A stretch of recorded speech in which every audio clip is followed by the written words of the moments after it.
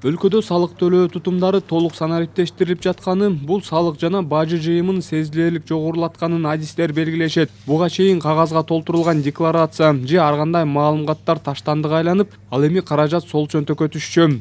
На самом деле улучшилось налоговое администрирование. Салык жана бажы төлөмдөрүн чогултуу жаатындагы фискалдаштыруу аракети ийгиликтүү болуп жатканын ачык айтуу керек. Анын натыйжасында бюджеттин киреше бөлүгү толукталып, бажы жана салык төлөмдөрүн чогултуу кадимкидей көбөйдү. Тиешелүү органдардын бул багыттагы ишин оң бааласак болот. Бирок коррупцияга каршы күрөштү ыраттуу жүргүзүү маселесинде көйгөйлөр да аз эмес. Адистер мамлекеттик мекемелер менен ишкер чөйрөнүн, ошондой эле жарандык коо менен болгон байланыш солгун экенин айтышат. Контроля коррупции переданы Генеральной прокуратуре. Азыркы учурда коррупцияга каршы күрөш багытындагы көзөмөл толугу менен башкы прокуратурага өткөрүлүп берилди. Коррупциялык иштер көп болгондуктан бир мекеме бардыгына көзөмөл жүргүзүп жетишпей калып жатышат. Мындан улам биздин мамлекеттик мекемелер менен болгон байланыш солгундап жатат. Ал эми саясат талдоочулар өлкөдө жүрүп жаткан коррупцияга каршы күрөштү жалпысынан канааттандырарлык деп баалашат. Бирок жемкорлуктун кесепети менен эмес, алдын алуу иштерине көңүл бурууга чакырышууда.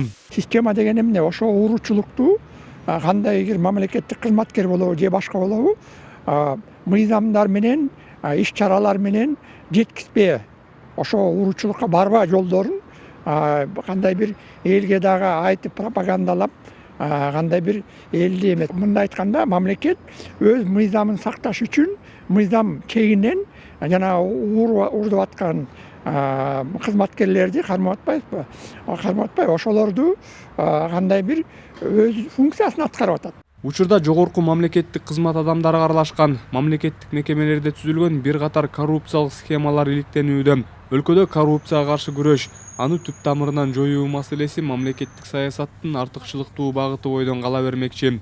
Самат Асипов, Чыңгыз Жумагулов, Ала Тоо 24.